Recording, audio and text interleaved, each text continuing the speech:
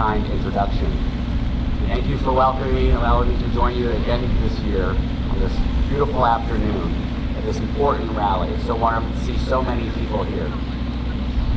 As already mentioned, we are marking the 23rd year of persecution of the Falun Gong by the Chinese Communist Party.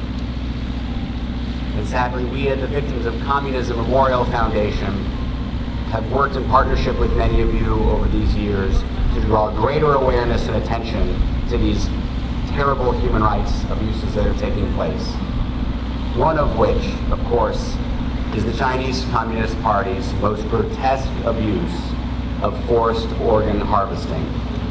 Today, Falun Gong practitioners and other religious and ethnic minorities in China are victims of this horrific human rights abuse that is part of a large-scale and lucrative trade.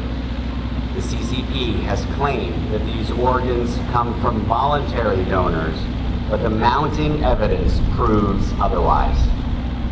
In 2020, the China Tribunal, an independent international people's tribunal, concluded beyond reasonable doubt that in China, forced organ harvesting from prisoners of conscience has been practiced for a substantial period of time, involving a very substantial number of victims. And forced organ harvesting has been committed for years throughout China on a significant scale, and that Falun Gong practitioners have been one and probably the main source of organ supply, end quote. Last year, a joint issue by 9 UN special rapporteurs called on China to promptly respond to the allegations of organ harvesting and to allow independent monitoring by international human rights mechanisms. Of course, unsurprisingly, China responded to these concerns raised with blatant lies and failed to provide any information requested. Further evidence of this horrific crime has been released just this year by the Victims of Communism's China fellow Matthew Robertson. He published an article in the American Journal of Transplantation, the world's top peer-reviewed transplantation publication, demonstrating conclusively that Chinese doctors are executing patients by extracting their hearts.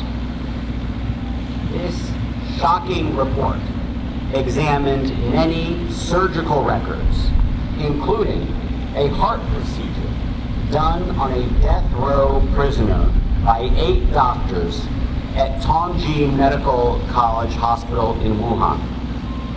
Rather than wait for judicial authorities to execute the prisoner, the doctors themselves carried out the execution by heart extraction.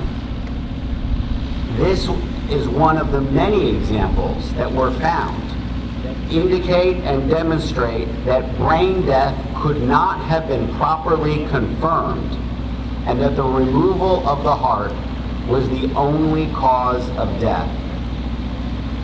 The leader of China's transplant sector wrote in 2007 that effectively 95% of the organ transplants were from prisoners.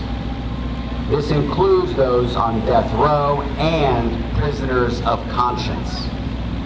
It is now known that due to CCP policies, highly trained surgeons have for decades been turned into executioners of prisoners on the operating table. In March of last year, Congress introduced an important bill that can help prevent further acts of forced organ harvesting. The Stop Forced Organ Harvesting Act expands the U.S. government's powers to directly combat organ harvesting by imposing harsher penalties for purchasing organs, imposing sanctions on individuals and governments officials in countries that support organ harvesting, and introducing mandatory reporting on human organ harvesting in foreign countries and on U.S. institutions which train organ transplant surgeons. And it's critically important that U.S. health institutions examine their relationships with Chinese hospitals that we have now documented participated in transplantations where they executed the patient.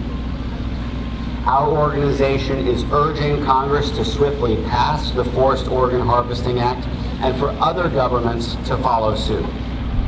It is important that other countries and members across the international community break their silence. It is shameful how officials across the international community and the UN remain silent to the gross human rights violations happening across China, particularly those of the Falun Gong. We will continue to condemn China's abuses and demand human rights and justice for all the victims of the Chinese Communist Party, including the practitioners of Falun Gong. In closing, I want to again thank you for your bravery and courage in continuing to stand for this fight, for welcoming me here today, and of course I'd like to invite all of you and those watching us to join us here in Washington, D.C. at the new Victims of Communism Memorial Foundation Museum, located 2 blocks from the White House. Please join us in this important fight to bring justice to the victims of the CCP. Thank you very much.